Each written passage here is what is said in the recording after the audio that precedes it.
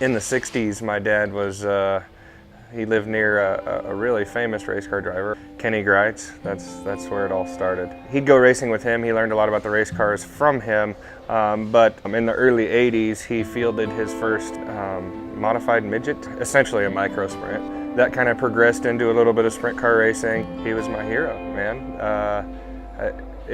I was really emotional too. I mean, for him, because I wanted him to win, and he was really good at what he did. So he had a lot of success in the short amount of time he raced. I wanted to be just like him. I wanted to do what he was doing, and you know, I thought so highly of his ability to drive race cars.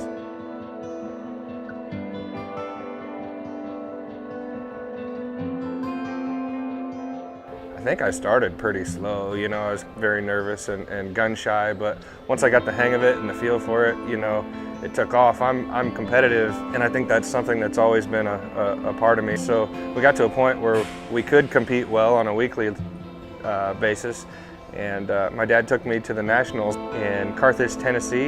I wound up third, and that's kind of the moment where I realized, hey, there's something in this sport that's there for me, and this is what I really want to do.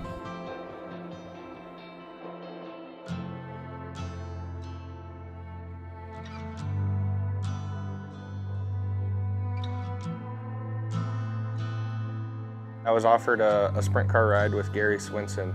That was a serious gig. That taught me a lot about who I was as a race car driver, who I was as a human being, and kind of helped shape what my future looked like coming into today, because there were a lot of life lessons that I learned at that point in my life. I had just finished up high school, my final year of high school, and immediately after high school I jumped into trade school, so I didn't really have a summer break or anything. I didn't really give myself that time just to focus on racing per se, and I also transitioned into moving out of my folks' house and living on my own, so you can imagine what that's like when you're 18, you know, having homework and having friends and maybe some peer pressure to have a good time, you know, during the night, and also having a responsibility to take care of a race car. I think it was just a balancing act for me that I struggled to figure out, you know, and I probably neglected a few of my responsibilities towards that race car that I think, you know, if I wouldn't have, things could have looked different in my career.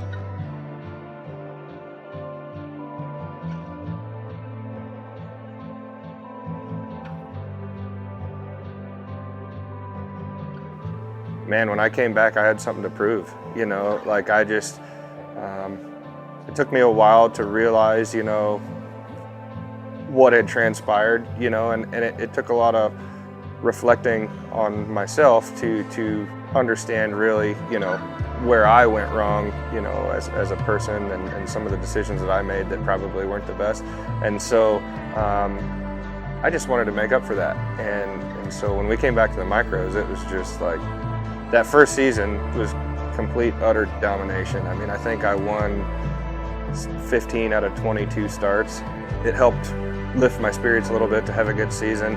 And then from there, I just focused on what was in front of me and tried not to dwell so much on what happened in my past.